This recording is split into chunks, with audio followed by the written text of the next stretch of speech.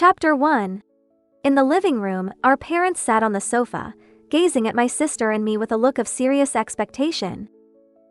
"Emily, Grace," my father began, his voice steady. "It's not that your mother and I don't care about your feelings. But our family's current project needs substantial funding.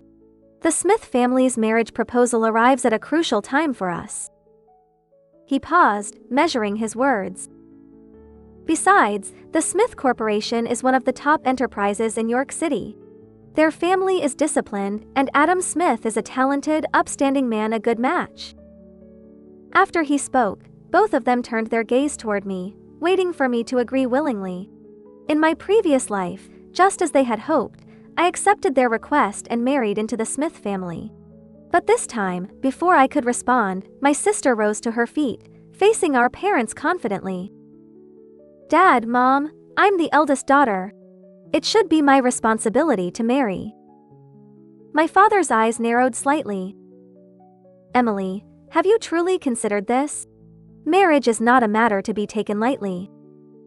Her voice was steady as she replied. "I have. I want to marry Adam Smith.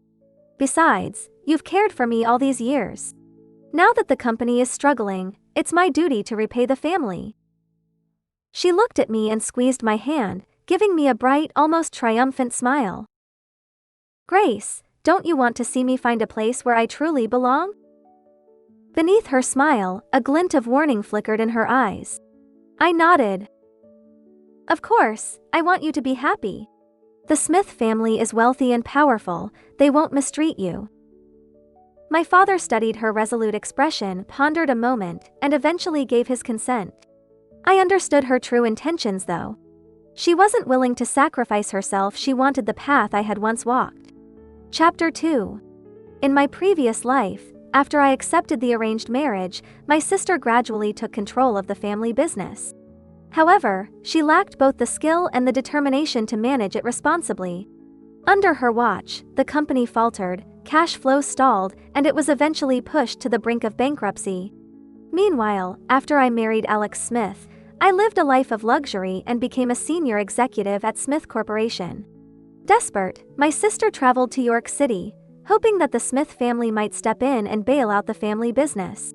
But when she arrived, what she saw instead was Alex helping me out of his car with a protective smile.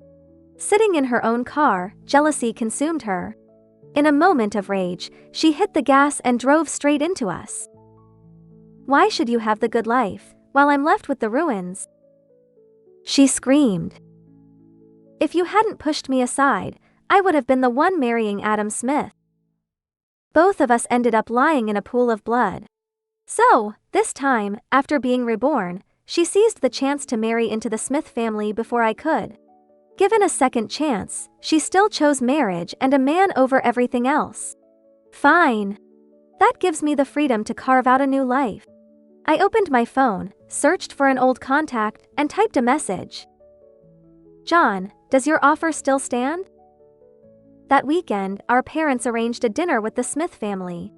Mr. and Mrs. Smith, a well-dressed couple in their 40s, were accompanied by a young man in his 20s with glasses and a gentle smile. Alex Smith. That face etched into my mind, haunting my darkest memories. The moment I saw him, a shiver ran through me. That same smile had been on his face when he forced a plastic tube down my throat to make me vomit. All because I'd gained half a pound at dinner. He dragged me to the bathroom, his grip like iron, until I emptied everything I had eaten. The burning sensation in my throat crept back just at the memory. I shook my head, forcing myself to stay grounded, pressing my hand against my chest to remind myself, I am safe now. Chapter 3. From the moment Alex Smith entered, my sister's gaze locked onto him. Mrs. Smith examined her with shrewd eyes before nodding approvingly. "This must be Emily." Right on cue, my sister lowered her head demurely. "Hello, Mrs. Smith. Not bad," Mrs. Smith said with a glint of approval. "She seems like a suitable match for our Alex." Taking a warm, pre-prepared towel from the table, Mrs. Smith dabbed her hands. "Our family doesn't have many rules, but the ones we have must be followed. Once you join our household, I'll teach you everything step by step." Hearing this, my sister beamed. Though Mrs. Smith's words were slightly rigid, the message was clear: her marriage to Alex was as good as settled. I quietly focused on my meal, staying silent. In my previous life, after marrying into the Smith family, Mrs. Smith looked down on me, saying I came from a small family with no proper upbringing. She imposed a strict regimen, dictating every aspect of my life. I had to report my whereabouts every time I left the house. Even my weight was monitored, with each ounce scrutinized. The smallest infraction resulted in punishment, usually skipping meals under the guise of image management. Alex only amplified his mother's controlling habits. Instead of objecting, he intensified them, going as far as forcing me to delete all my contacts, isolating me from the outside world. Resistance meant time locked in the storage room, dark, stifling, and silent. Mr. Smith remained indifferent, a man solely driven by profit. He turned a deaf ear to every plea, every call for help. In time, I learned to bury my emotions, to mask obedience. Eventually, I managed to convince Alex to let me work at Smith Corporation, where I brought in deal after deal, becoming indispensable. Watching my sister now, I felt a touch of bitter amusement. She was too busy basking in her good fortune to notice the hidden threats behind Mrs. Smith's words. Chapter 4. With just one meal, the two families finalized the marriage arrangement. As we left the restaurant, I checked my phone and made my way to a nearby cafe as agreed. I spotted him at once, a man sitting by the window with an easy smile. "John, sorry to keep you waiting." John, my senior in university, had majored in Chinese medicine. We met in a calligraphy club, became friends along with a few others, and eventually grew close. After graduation, he started his own business and once invited me to join. But I was absorbed in my thesis at the time and hadn't given it much thought. In my previous life, that opportunity slipped away once I married Alex. He demanded I delete all contacts, cutting off ties with everyone. But now, with my sister taking my place in the Smith family, I finally had the freedom to accept John's invitation. "Not at all," he replied, unfazed. "My office is just nearby. I can show you around." "I'd love that," I said, smiling. Following him, we walked into a building beside the cafe. We were soon approached by a petite girl who lit up upon seeing me. "Grace, it's been ages," she exclaimed, wrapping me in a warm hug. I immediately recognized her voice, a junior from university and a friend from our club. Other familiar faces soon gathered around, greeting me warmly. Some I knew well, others were new additions. As John showed me around, he introduced me to his team. The company was small, mainly staffed by old friends from our calligraphy club, focusing on health-oriented skincare products. The research and development team was composed of graduates from the Chinese medicine department. Since I had studied economics, John hoped I could help manage the company's operations. After the tour, he extended his hand, his expression both serious and welcoming. "Grace, welcome to the team." Chapter 5. After completing the onboarding process, John drove me back home. Life quickly became hectic. I rented an apartment near the office and immersed myself fully in my work. In my past life, after marrying into the Smith family, I had persuaded Alex to let me work at his company. With relentless effort, I gradually worked my way up to a senior executive position. In this life, the invaluable experience I gained helped me adjust to my current role swiftly. My parents didn't show much concern about me finding a new job. They had already given away a third of their shares as my sister's dowry and subtly discouraged me from joining the company's management. My sister's wedding was an extravagant affair. Afterward, she stayed in York City with the Smith family. She only returned home on holidays, and even then, it was mostly for brief family dinners. On one of these occasions, my mom prepared a grand feast, featuring all of my sister's favorite dishes. My sister sat next to Alex, her appearance noticeably thinner. My mom came out of the kitchen with more dishes. "Emily, it's rare for you to come home. I made your favorite sweet and sour ribs. Eat more, okay? Look at how thin you've become." My dad immediately frowned, placing a rib in her bowl. Your mom went to the market early this morning to get these ribs, they're fresh. My sister glanced at the table full of food, her expression strained. Thanks, Dad, but I'm dieting. She ate slowly, her appetite clearly lacking. I recognized that behavior, it was a sign of anorexia. After countless forced purgings in my past life, I had suffered from the same condition. Dieting? You're already so thin. Why bother with dieting? My dad frowned, clearly displeased. Body management is crucial, you can't slack off for even a day. My sister said, setting her chopsticks down. She shifted the focus to me. But Nina, if you don't manage your weight properly, you won't attract any men. Chapter 6. This day and age, I have hands and feet, I can take care of myself. I replied coolly, taking another bite of food. Mom's meal is delicious, and I'm eating plenty. Are you sure you're not going to eat anything, sister? Yes, Emily, even if you're dieting, just have a little bit. My mom added, her voice soft with concern. But she had no idea that any attempt to coax my sister into eating only deepened her anxiety. Mom's ribs are so tasty. Didn't you used to love them? One piece won't hurt you. I insisted, placing a rib in my sister's bowl. But she hesitated, clearly struggling. I cut her off gently but firmly.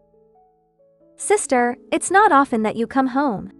Don't disappoint Mom and Dad after they've worked so hard to prepare this meal. My parents looked at her expectantly, silently pleading for her to enjoy the meal. My sister paused, glancing at the dish in her bowl, then at Alex. Seeing that he wasn't going to step in, she reluctantly picked up the rib and took a small bite. She barely chewed before her face paled. Setting her chopsticks down, she hurried to the bathroom, locking the door behind her. We could hear her retching from the other side of the door. My parents exchanged worried glances. My mom stood up, knocking gently on the door.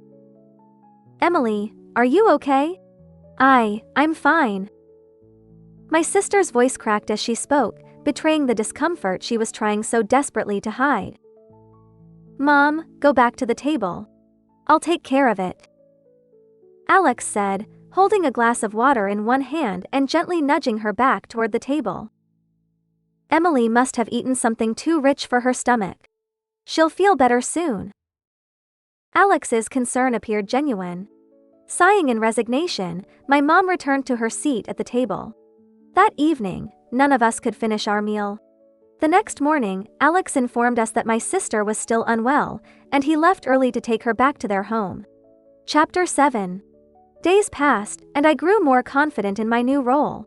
When the company faced a shortage of funding for research and development, I used my personal savings and proposed that I personally invest in the company. With fresh capital and my management of the business, John and his team were able to focus entirely on the research. The pace of development sped up, and the business began to thrive. Our brand was gaining recognition, and we were seeing steady growth. Recently, the company had been invited to a prestigious business gala in York City. I traveled there as the official company representative. I had planned to stop by the mall for a quick shopping spree, but fate had other plans. In a twist of irony, I ran into someone I knew all too well. My sister, looking even more fragile and gaunt than before, walked silently behind Mrs. Smith, her head lowered. She didn't even look up as I passed. I hadn't seen any posts from her on social media for quite a while. I suspected her phone was being monitored by Alex or Mrs. Smith, and any communication had to go through them. You're Alex's wife, aren't you? Our daughter-in-law. Look at you now. How could you show up at public events like this? Mrs. Smith's voice was sharp as she picked out clothes, her tone dripping with criticism. If it weren't for our family accepting you, you wouldn't have this kind of life. My sister didn't respond. She simply nodded, her body language clearly signaling her discomfort. She was too weak to do anything but comply. Mrs. Smith held up a dress, sizing it against my sister's frail figure. The moment the fabric touched her skin, my sister's face tightened with distress. Mrs. Smith didn't notice or didn't care that my sister was visibly uncomfortable. She'd insisted that my sister maintain her figure, and the pressure to do so had driven her to extreme measures. Anorexia had been her coping mechanism. The rapid weight loss had only fueled the frustration of the Smith family. The sudden influx of food only worsened her condition. Yet, whenever she dared to refuse, she was locked away in a dark, lonely room as punishment. She had no idea how long she had been in the storage room. The silent, lightless, confined space amplified every discomfort in her body, and the loneliness nearly suffocated her. Just thinking about that period made her face turn pale with fear. Chapter 8. Mrs. Smith took a phone call, likely something urgent. After giving my sister a few brief instructions, she hurried off. My sister let out a sigh of relief, then turned around and saw me shopping in the store. In an instant, her previously ingratiating smile towards Mrs. Smith disappeared, replaced by an air of arrogance as she looked down at me. "What are you doing here? Why shouldn't I be here?" I replied nonchalantly while perusing the clothes. "Aren't you working at some startup? How much can they even pay you?"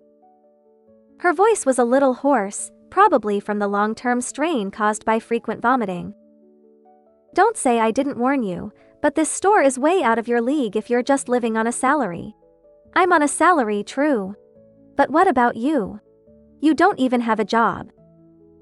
I shot back, pausing to cast a pointed look at her. "I'm Mrs. Smith now, why would I need a job?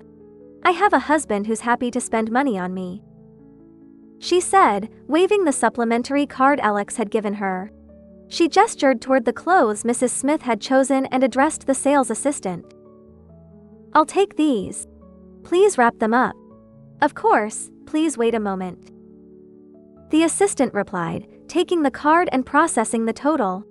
With efficiency, the assistant wrapped the clothes and handed them, along with the receipt and card, back to my sister. No more than a minute later, her phone rang. Seeing the caller ID, my sister's expression grew even more smug. She deliberately cleared her throat, answering the phone in a sugary sweet voice. "Hey, darling. What's up?" Alex's voice came through the line. "Did you buy something?" "Yeah, Mom took me shopping for clothes, but she had to leave early.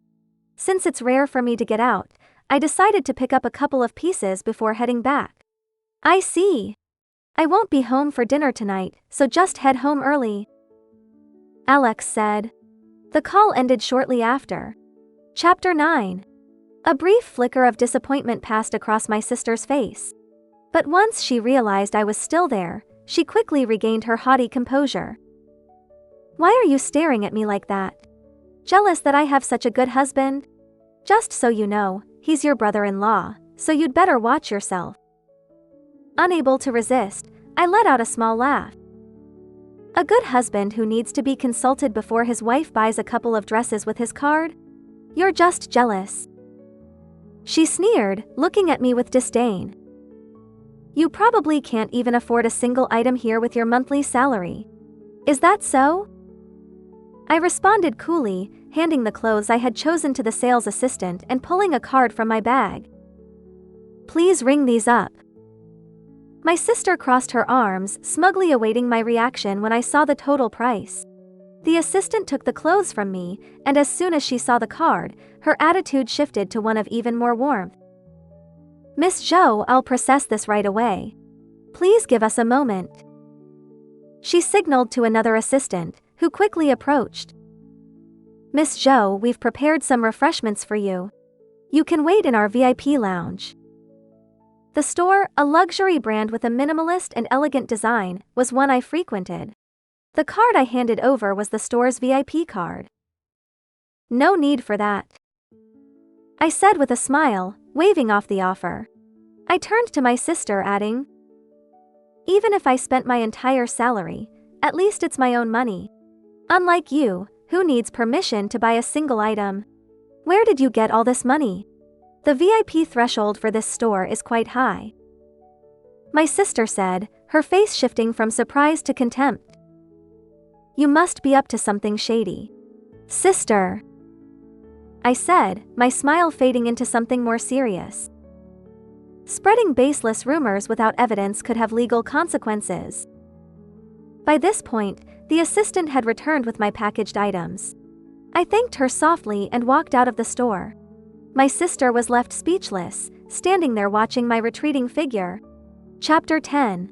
The business gala in York City was held at the most luxurious hotel, inviting prominent and influential companies in the industry. Although our company couldn't yet compare to the giants of the field, it was rapidly growing and considered a rising star with great potential. Seeing me at the event, many familiar guests came over to chat with me. After greeting former clients and handling various conversations with other guests, I finally had a moment to catch my breath. Just as I was about to find a corner to rest, a slightly hoarse voice spoke in my ear. "When did this event become so low class? How did someone like you manage to get in?" I looked up and, unsurprisingly, it was my sister. I noticed Alex Smith talking with others not far away, indicating that my sister had accompanied him to the event. "What do you mean by someone like me?" I retorted. "You weren't invited but can attend because you're with Alex." "I was invited, so why shouldn't I be here?" My sister snorted. "Who knows how you managed to get an invitation?"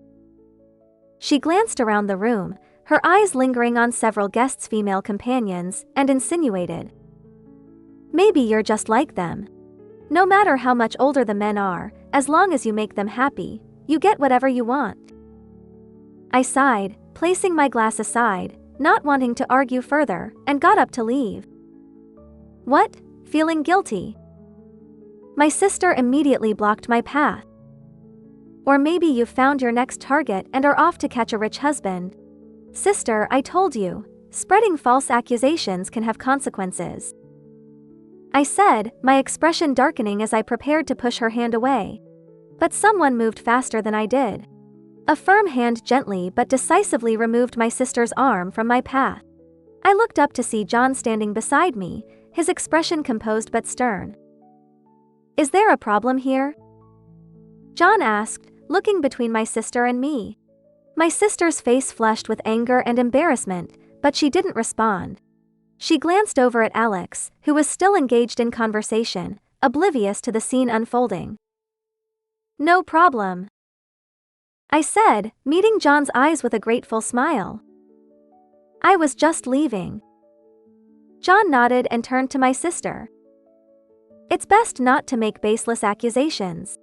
It reflects poorly on you and your family."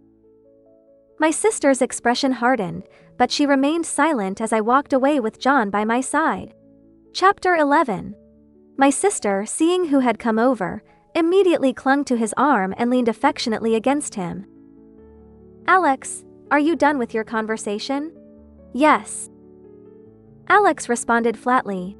However, when he looked at me, his demeanor changed. "This must be Emily's sister, Grace, right? Ever since your sister returned to York City, we haven't seen each other. I didn't expect to run into you here." I quickly waved my hand and stepped back instinctively. "Mr. Smith, there's no need for pleasantries. This is a professional setting, and I prefer not to discuss personal matters here." "All right then, if you don't want to talk personal matters, let's discuss business." He smiled and gestured for me to sit on the nearby sofa, completely ignoring my sister who was still by his side. "Our company is interested in entering the wellness industry, and we've been looking to collaborate with your company for some time." Alex began to explain, but my sister tugged at his sleeve. "Alex, why are you telling her all this? Isn't she just here looking for a sponsor?" "That's nonsense," Alex rebuked sharply. "Grace is here as a specially invited guest of the business association. Do you think everyone is as shallow as you?" My sister was startled by his sudden outburst. Her eyes reddened and tears began to fall. "But she? What about her?" Alex shook off her arm and sneered. "Look at your sister, successful and beautiful.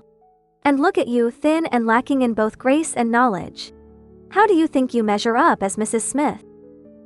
Seeing my sister on the verge of tears again, I took the opportunity to leave. "Grace, don't go yet. It's rare for you to be here, let me treat you to a meal." Alex called after me as I walked away, leaving my sister behind to chase after me. If you have something urgent, my car is in the parking lot. I can give you a ride. I quickened my pace and finally managed to lose Alex. Leaning back in the driver's seat, I let out a long sigh of relief. Chapter 12. My sister was left alone at the gala, staring blankly at Alex's retreating back as he followed me. She wanted to chase after him but found her legs too weak to move. Grace Joe, why is it that even with a second chance, Alex still prefers you? She muttered through gritted teeth. I'm the legitimate Mrs. Smith, Alex's wife. She questioned herself. Was she not pretty enough? Was she not pleasing enough to him? Countless possibilities swirled in her mind until she reached a conclusion. Yes, I need to give Alex a child. Once I have a child, Alex won't stray. She wiped away her tears and clenched her fists tightly. After discussing with Mrs. Smith, a plan was set in motion. Mrs. Smith arranged for professional doctors and nutritionists to help my sister recuperate. The Smith family still desired an heir. Due to long-term dieting and weight loss, my sister's health was significantly compromised, requiring substantial effort to restore. Following medical treatment, her anorexia improved considerably, but the hardships she endured were no less severe. In addition to daily medication, she had to undergo regular acupuncture and drug injections. 3 months of suffering later, she finally became pregnant. She believed that Alex would now stay by her side, ready to embrace fatherhood. However, Alex promptly booked a flight under the pretense of a business trip, opting to stay temporarily in Gin City. Initially, he visited my company under the guise of discussing collaboration. But when I reviewed his proposal, it was clear it had been hastily put together, with a flimsy framework and almost no feasibility. I decisively rejected the business collaboration, only for Alex to switch tactics and openly pursue me, sending flowers and gifts daily through the reception. Of course, these items ended up in the company trash bin. Unable to tolerate his persistence, I ordered security to memorize his face and ensure he never set foot in the building again. After several failed attempts to gain entry, Alex had no choice but to return to York City. Chapter 13. My sister couldn't keep the baby. Given her health, getting pregnant was already a significant achievement. When she heard that Alex had left her behind and was in Gin City, showing frequent affection towards me, she became so agitated that she started showing signs of a threatened miscarriage before the first trimester was even over. The Smith family took her phone away before the surgery, preventing her from contacting our parents. With Gin City and York City being far apart, our parents had no idea about her miscarriage. In the hospital room, my sister lay weakly on the bed, freshly out of surgery, her face ghostly pale. Mrs. Smith glanced at her briefly, only advising her to recover quickly and try to conceive again soon. Alex had no desire to see her, using the excuse of being busy with work to avoid the hospital. They didn't hire a nurse, leaving my sister alone to recuperate in the hospital room. Struggling, my sister got out of bed and made her way to the bathroom. She looked at herself in the mirror and felt a wave of despair. The reflection showed a gaunt figure with hollowed eyes. After her anorexia improved, she had been eating normally, gaining some weight back to a healthy level. But the nausea from the pregnancy had reverted her progress, leaving her even more emaciated than before. Lifting her shirt, she saw her abdomen marked with needle scars and bruises from the treatments. She collapsed onto the floor, staring at the mirror, unable to believe that the person she saw was herself. Now, Mrs. Smith saw her only as a tool for bearing children for the family, and Alex had grown so tired of her that he wished she would simply disappear. Her parents, far away in their hometown, had no idea of the suffering she was enduring. Only Grace, her sister, was living freely and happily, just as she had in their previous life. A deep hatred filled my sister's eyes. Ignoring the pain in her lower abdomen, she struggled to stand up. Chapter 14. Miss Joe, there's a guest downstairs claiming to be your sister. My assistant knocked on my office door. Emily? Isn't she supposed to be in York City? Why would she suddenly come to my company? Take me to see her. My assistant led me to the reception room. Inside, My sister sat on the sofa with her head down, looking utterly exhausted. When she saw me, she lifted her head and gave me a weak smile. "You're here." Something felt off. This wasn't like my sister's usual behavior. Normally, she was haughty and overbearing towards me. Why was she smiling now? I noticed that since I entered the room, she had kept one hand hidden behind her back.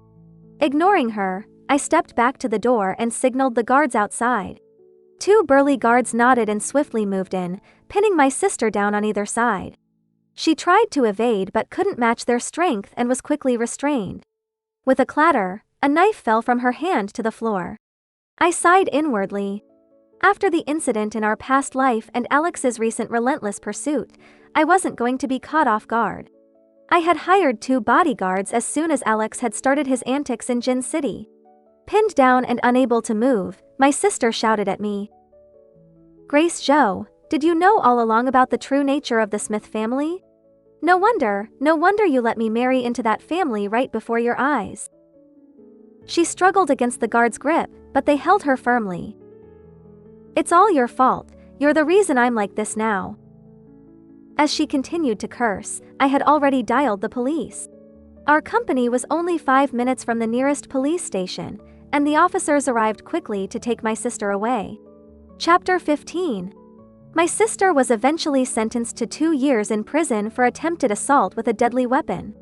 My parents tried to persuade me to withdraw the charges, but I firmly refused and cut off all contact with them.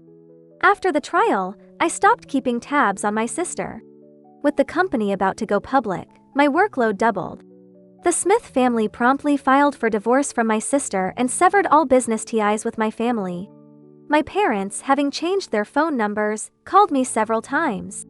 But as I was constantly traveling and had no permanent residence, they couldn't find me and resorted to calling. With my sister in prison, even for a short sentence, she was left with a criminal record. Returning to work at our family company with such a blemish on her record would make it hard for her to gain respect. Moreover, with the Smith family pulling their investment, the already struggling business floundered further. The company, stuck in its outdated ways, couldn't keep up with modern developments and was now on the brink of bankruptcy.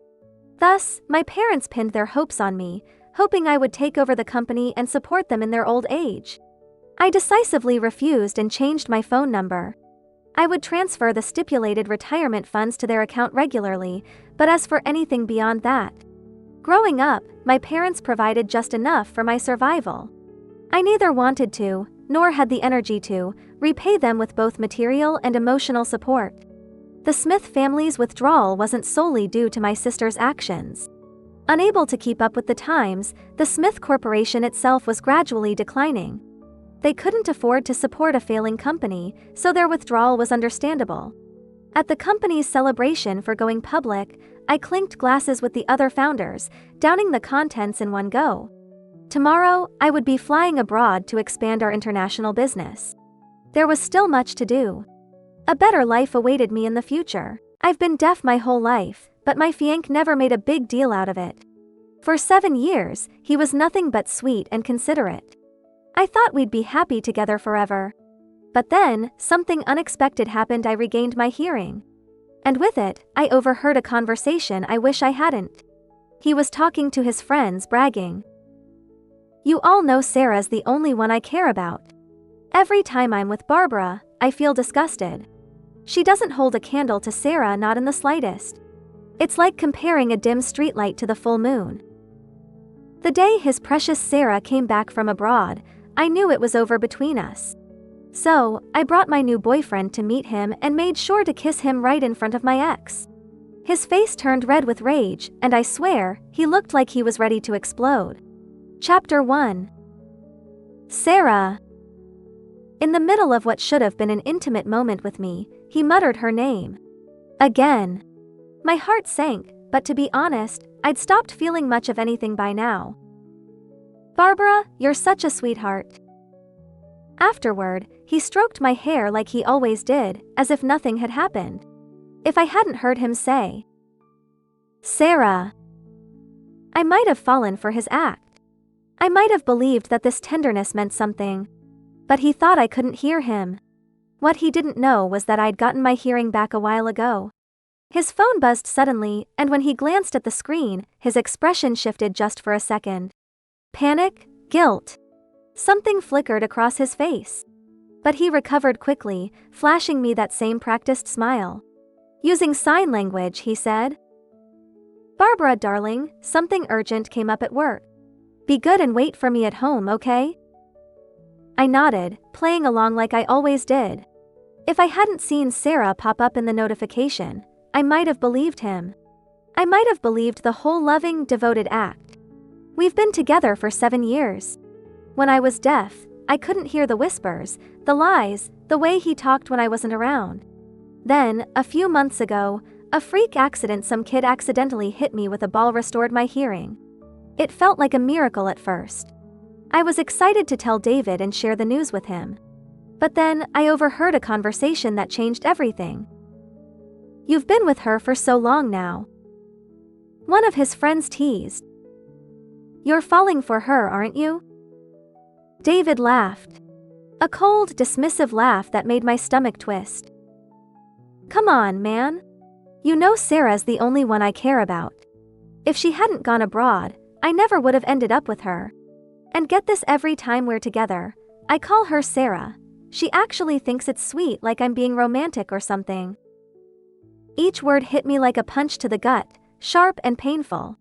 I stood there frozen, my eyes wide. I couldn't breathe. My chest felt like it was about to cave in. The tears came before I could stop them. How could they not? This man, the one I thought I loved, the one I trusted, was nothing but a liar. A coward. "Hey, she's coming over." "Shut up," one of his friends muttered. David didn't even flinch. He smirked. "Relax. She can't hear us anyway." He turned toward me, slipping back into his usual routine, wearing that fake, concerned look I used to fall for. "What are you doing here alone? You know it's not safe. If anything happened to you, I'd be worried sick." He signed the words like he always did, but the warmth I used to feel was long gone. I just stared at him, numb. 7 years. 7 years of love, of trust, of thinking we had something real. What a joke. "Barbara? You okay? You look pale."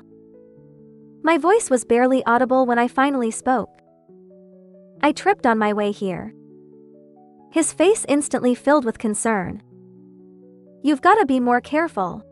Let me see, are you hurt?" He fussed over me, checking for injuries, and only relaxed when he saw I was fine. "You really need to be more careful," he scolded gently. "Next time, call me. I'll come get you." Then, he pulled me into his arms, holding me like everything was normal. But all I felt was cold. How do people do it? How do they show you love with one hand while stabbing you in the heart with the other? Is that some kind of special talent? Maybe. Maybe it's time I learned how to do the same. Chapter 2. I didn't tell David that I could hear again. And I didn't rush to break up with him either. 7 years is a long time. You don't just walk away from that without a second thought. For a long time, he was the one bright spot in my life, the light that cut through all the tough times. I had crushed on him in silence for 3 years, never daring to say a word. Then, after the accident that left me deaf, I kept my distance from him even more. I knew I wasn't good enough for him. I didn't deserve someone like David. So I started pulling away. But fate has a twisted sense of humor. The same guy who once barely noticed me suddenly changed. He started looking at me differently, his eyes soft and serious. "Will you be with me? Let me take care of you," he said. The sunlight hit his face just right, and his smile was so warm, so genuine. It was like he was the light at the end of a long dark tunnel, showing me the way forward. If I'd known sooner that he had a thing for girls with a disability, maybe I wouldn't have wasted so much time keeping my distance. But as it turns out, he never really cared about me. His offer to take care of me? That was just his way of dealing with the fact that his dream girl had left the country and rejected him. It was just a convenient backup plan. The girl who had always been there, waiting in the wings. Any talk of saving or protecting me was nothing more than a temporary fix for his bruised ego. Once I realized that, I stopped trying so hard. I went back to being the quiet, unassuming girl he'd always known. And after hearing him talk about how much he missed Sarah over and over again, my heart just shut down. The more he went on about her, the more I felt numb. After a while, I couldn't stand him. He disgusted me. In fact, I started to believe that he wasn't good enough for me. He was just a liar, a hypocrite. It was almost laughable. Then, as you'd expect, his precious Sarah came back. And of course, he went running to see her behind my back. I'll never forget that day. I was sitting right there, watching him take the call. "You're back? I'll come pick you up right now. You must feel so out of place after being away for so long. I can't let you be on your own. Come on, you know I don't have a girlfriend. You're the only one in my heart." He was whispering sweet nothings to another woman while holding my hand, squeezing it like we were the most in love couple in the world. Listening to them flirt, something inside me finally clicked. I don't even know when it happened, but at some point, all the love I had for David just disappeared. To him, it was nothing. Just another call. His only concern was whether Sarah was comfortable, whether she was happy. As for me, his so-called girlfriend, my feelings didn't matter. After all, in his eyes, I was just the deaf girl. Without him, I had nothing. So why would I expect anything more? The night Sarah returned, David didn't come home. His excuse? Working late, of course. But I had a bad feeling. So I went to his office and waited. I sat outside all night in the freezing cold. I didn't feel anything. Not the cold, not the numbness creeping into my fingers. Nothing. Around a.m., I texted him. "You must be exhausted from working all night. I brought you some breakfast, can I come up?" His reply came fast. "No need, Barbara. It's dangerous outside, and with your hearing, you know it's not safe. Stay home, okay? But I'm already downstairs." There was a long pause.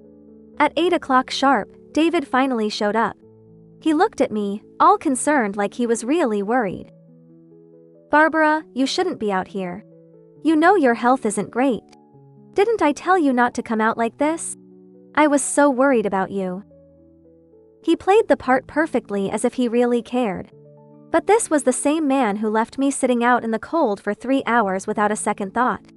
People passing by shot me looks of envy, probably thinking I had the perfect boyfriend. They had no idea. They didn't know that just hours ago, he was with someone else. And the red marks on his neck? They were all the proof I needed. Chapter 3. I didn't say much. I just handed him the cold breakfast I'd brought. At that moment, the weight on my chest finally eased, though it didn't feel like much of a victory. As I walked through the crowded streets, the tears came, slowly filling my eyes. It felt like the heavy stone inside my heart had turned into a blade, twisting deeper and deeper until breathing became a struggle. I clenched my wrists, trying to hold myself together as memories rushed through my mind. How long was I going to keep punishing myself like this? I looked up at the sky, the sunset painting the clouds in soft pinks and purples, and I realized that my heart was starting to go numb. The pain wasn't as sharp anymore. Maybe I was finally ready to let him go. That night, David came home with one of those cakes I used to pretend to love. "Barbara, you must have been so tired after bringing me breakfast. How about a little treat to cheer you up?" he said, smiling as he held out a chocolate cake with a cute bear on top. It wasn't my favorite flavor. No, this was her favorite. His precious Sarah. He kept buying me this cake, over and over, never once remembering what I liked. But then again, I guess he never really knew me. I've always preferred strawberry. I unwrapped the cake and took a bite, barely tasting it as the chocolate melted in my mouth. It was bitter, though I wasn't sure if that was the cake or just how I felt inside. He would never know. He would never know that I liked strawberries. I was getting used to this feeling, this quiet, dull ache. It was almost comforting now. After that day, I stopped making those cute lunches for him. The ones I used to spend so much time on. I didn't bother ironing his clothes anymore either. The gifts he gave me? I stopped caring about those too. The things I once treasured and kept so carefully were now scattered around, forgotten. At first, David didn't notice the difference. But after a while, he started to see that something had changed. One day, he wrapped his arms around me and smiled. "Barbara, you've been working so hard. Why don't we hire someone to help out? You shouldn't have to do all this." I nodded quickly, agreeing that it was the best idea in the world. If he thought all of this didn't matter, and then fine. I wasn't going to argue. He wasn't worth the effort anymore. Once we hired someone to help around the house, I realized how much time I'd been wasting on him. Suddenly, I had space time to breathe, to live. I started going out more, pampering myself, dressing up just because I felt like it. I was learning to enjoy life again, finding ways to make it beautiful without him. And slowly, I started to feel like a whole new person. It didn't take much. Even with a simple outfit, I was turning heads. "Wow, Barbara, you look amazing," David said, smiling at me like nothing had changed. After noticing the changes in me, David became even more tender and more attentive. I guess what they say is true: when you start loving yourself, others start loving you too. Life was calm for a while. Until one day, he found one of his gifts tossed in the trash. His smile faltered, freezing midway. I felt a twinge of guilt as I avoided his gaze, hoping he wouldn't press the issue. I'd gotten used to carelessly discarding things, but this time, I hadn't realized he was standing right there. He forced a thin smile, his lips barely moving. "Barbara, if you didn't like it, you could have just told me. I could have gotten you something else." I gave a small, awkward laugh and said nothing. What was the point? After that incident, he started hovering more, checking in on me constantly. But no matter how closely he watched, I knew deep down that I would never be his number one. "Barbara," he said one evening, "I have a work event tonight. Gonna be home late. Be good, okay? Lock the door behind me, don't let anyone in. Got it?" My heart leaped a little, but I made sure to keep my head down, pretending to pout. David chuckled, ruffling my hair like I was some obedient pet. All right. I just transferred $70,000 to your account. Why don't you treat yourself? Call up some friends and have a fun night out. But remember to be home early," he added with a wink. I nodded eagerly, all too happy to agree. As soon as he left, I checked my account, and the numbers brought a sense of calm over me. This was all I needed. It was what I deserved. And there was another reason I was so eager for him to leave. Just as David stepped out, my phone buzzed. It was a message from him, the man I'd been thinking about. It had been 2 years of walking this tightrope, trying to balance a life I didn't even want anymore. Sure, part of me stayed because breaking away was never easy. But let's be real, the real reason I stayed? The money. The life David and I had built together was hard to walk away from, especially with his knack for making investments pay off. David always had a way of spotting the perfect moment to strike, whether it was the stock market or some new fund. He never missed an opportunity to turn a profit. I'd learned to listen closely when he talked about the market. I'd memorized his advice and it had paid off. Between his tips and the little bonuses he'd give me now and then, I'd quietly built up quite a nice little fortune of my own. He mentioned that the next big investment surge was just around the corner. This was my last chance to cash in before everything changed. And with financial freedom comes another kind of hunger, one that David could never satisfy.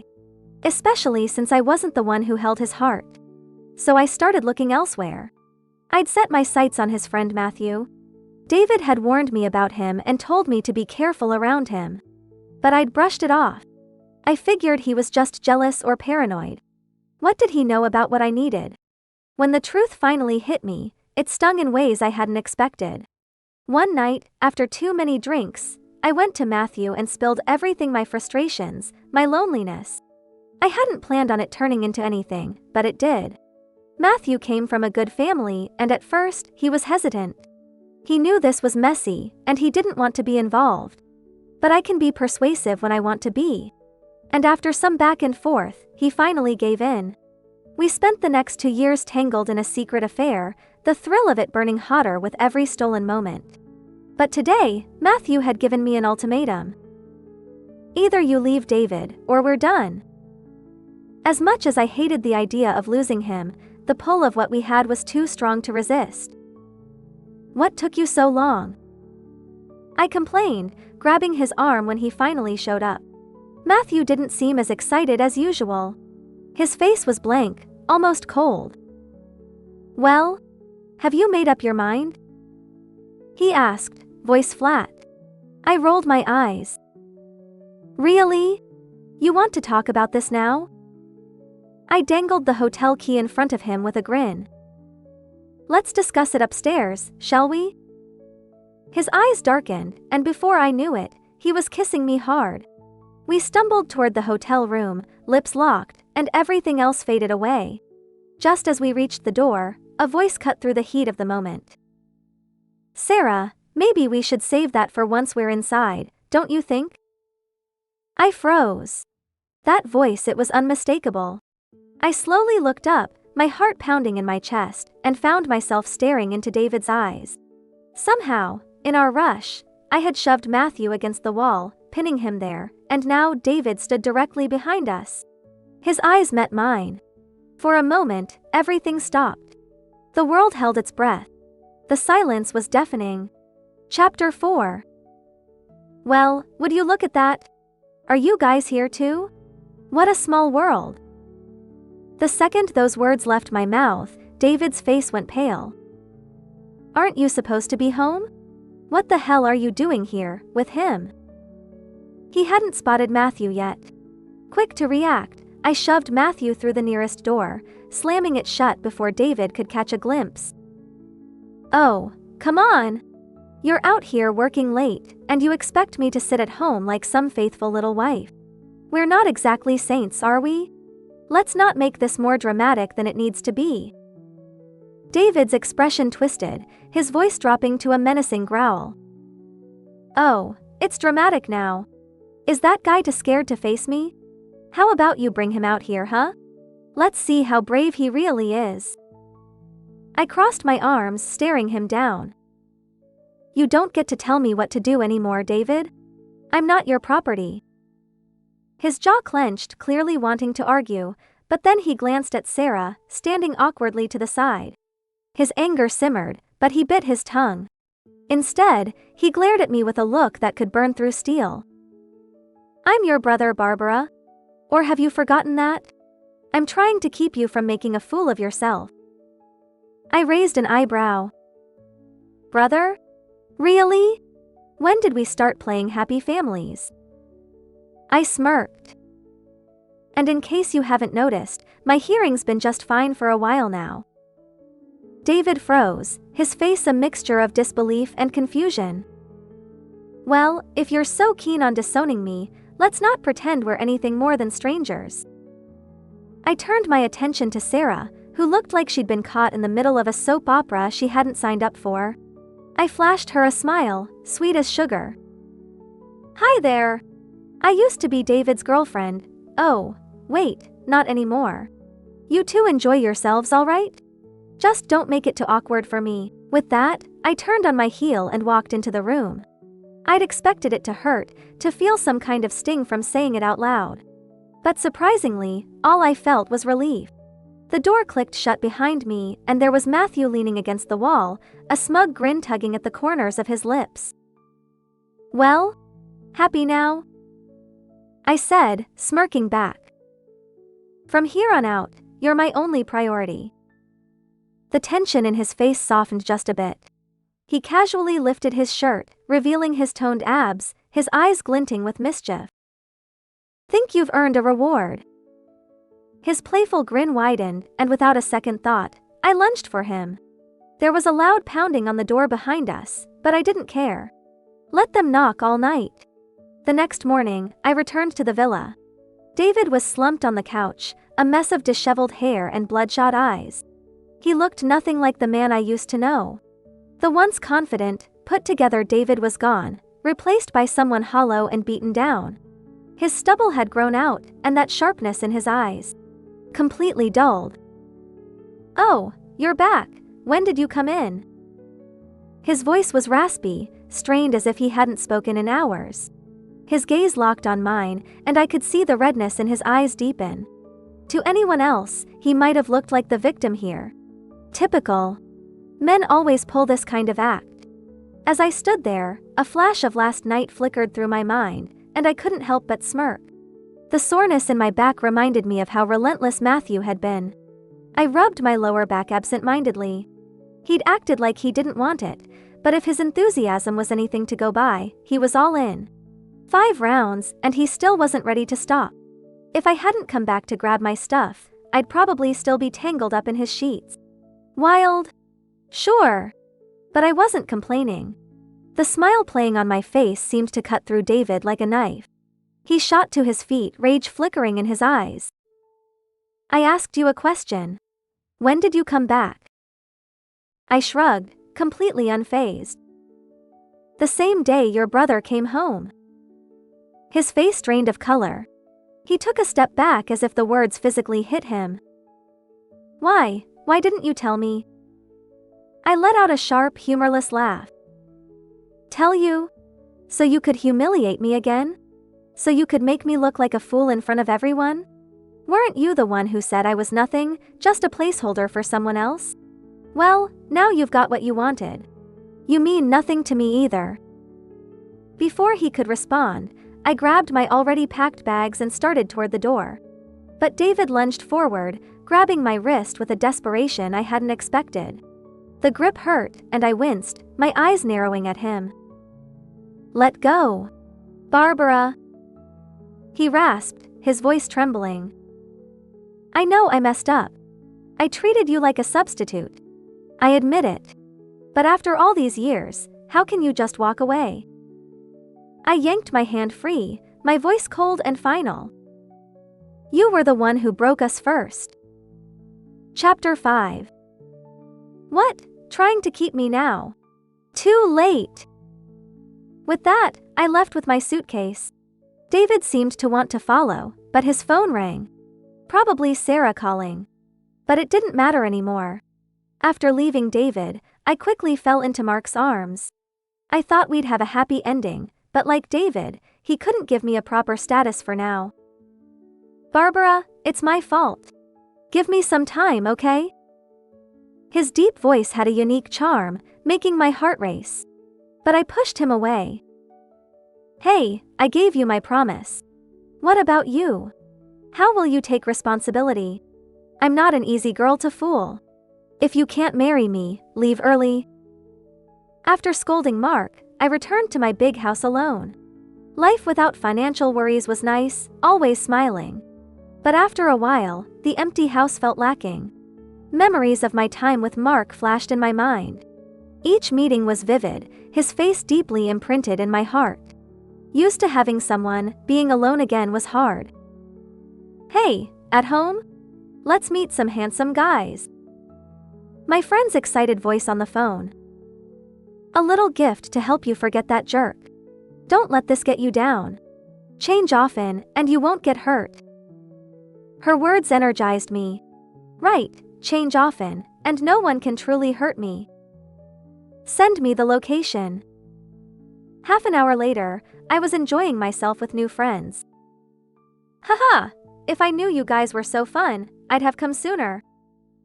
Looking at the lively faces in front of me, I couldn't help but smile.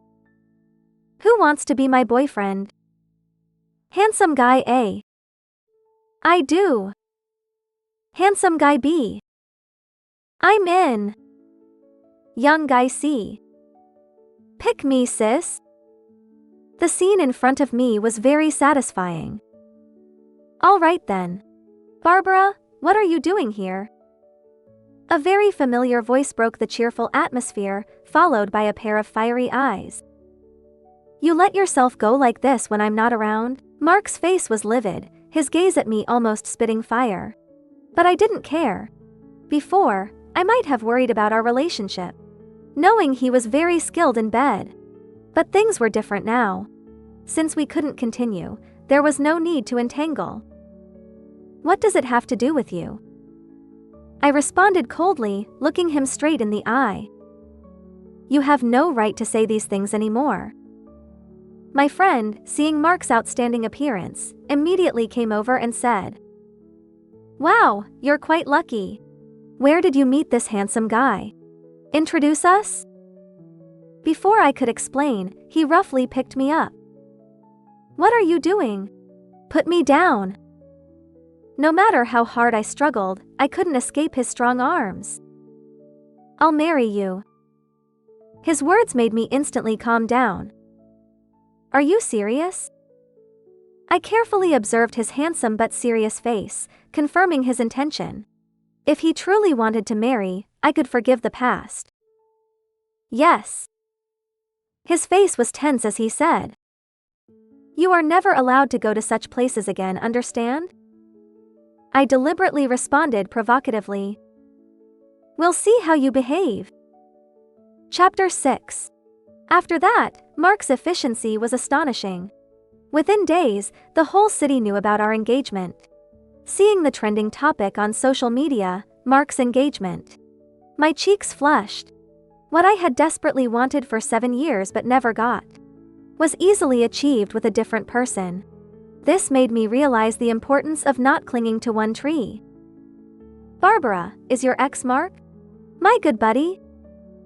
David suddenly appeared, yelling at me. Running into him at the villa was truly unlucky. I glanced at him, annoyed.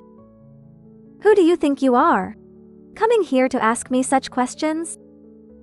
David was taken aback but still tried to persuade. "We've been together for so many years. I can't bear to see you suffer. Someone like you won't be accepted by the Mark family. You should know your place. Don't end up with nothing. I admit I was wrong before. I'm willing to marry you now, but you can't interfere with my personal life.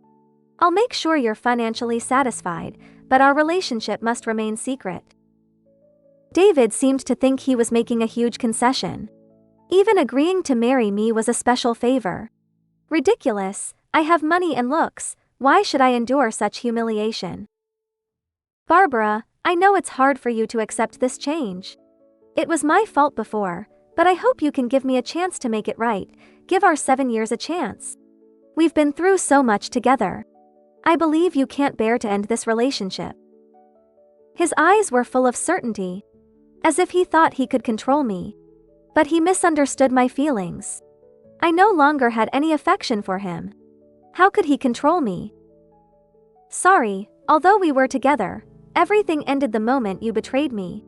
Don't even think about marriage, I feel disgusted just seeing you." Hearing this, David's face changed constantly. "Barbara, you're just saying this out of anger, right? You should be a reasonable person. Sarah is just a very good friend. I can't completely abandon her, please understand." Even now, David tried to influence me. Absolutely absurd. I made it clear, I don't like you. "Are you deaf?" David looked incredulous. "Barbara, how can you talk to me like this? Did Mark make you this way? You used to be gentle and considerate, never said such harsh words. Character depends on the person. For someone like you, acknowledging you is already generous." "Barbara." Seeing David still unwilling to give up, I was ready to lash out. Just then, someone hugged me from behind, bringing a sense of warmth. A familiar deep voice came from behind. "Sorry, my fiancé doesn't want to waste time listening to your nonsense." Seeing Mark approach, David's face changed instantly. "As a friend, how can you steal my girlfriend? Aren't you ashamed?" Mark's smile grew brighter, pulling me closer. "Barbara is now my fiancée. I didn't steal her, you didn't cherish her and don't deserve her. Regarding Barbara and me, it's none of your business, thief." David was furious, glaring at him, as if he had lost something precious. "Why do you say I have no right? He's my fiancé. To us, you're irrelevant. If you still consider my fiancé a friend, come to the party this afternoon, if not, disappear from the Mark family." I smiled at Mark. Honey, you don't mind losing this so-called friend, right? Chapter 7. Mark smiled gently. Whatever you say. David's face turned ugly. Barbara, are you really this heartless? I glared at him. Get lost. David gritted his teeth. Fine, don't regret it. I didn't know how Mark handled his parents, but the engagement went smoothly. In front of everyone, we signed the marriage certificate. Did you hear? Mark's fiancée had a 7-year relationship before him. No way. With his conditions, why would he choose such a woman? The chairman and his wife wouldn't agree. Who knows? If they got this far, the chairman must have agreed. It seems Mark really cares for her. These rumors made me uneasy, my face pale. Just because I had a 7-year relationship, does that mean I can't find happiness? In a daze, I seemed to see David's smug face. His gaze seemed to say, "See, without me, you're nothing." Anger made me tremble. This jerk, if he can't have me, he wants to ruin me. At that moment, a warm hand tightly held mine, meeting Mark's determined eyes. Barbara, to me, you're the most special. Ignore those ignorant comments. His words warmed my heart. I looked at the man in front of me, my eyes gradually lighting up. Everyone, this is my fiancée, the one I love most. If anyone dares insult her, I won't let it slide. Our family's lawyers aren't to be trifled with. His words silenced everyone, making him look even more dazzling. It seemed I had truly found the right person. David, seeing his plan fail, left angrily. I didn't know what got into him, but he announced his engagement to Sarah. I focused on preparing for my wedding, immersed in happiness, ignoring David. But he wouldn't give up, even showing up at my door. Barbara, my engagement with her was just to make you care. David grabbed my hand, eyes full of tenderness. I now realize, after 7 years, you've rooted in my heart. Since you left, I've been thinking of you in our little house. Do you know how much I like you, love you? Just one word from you, and I'll call off the engagement. Don't you want me to marry someone else? Hearing this confession made me feel sick. If he truly couldn't let go, why didn't he cherish me before?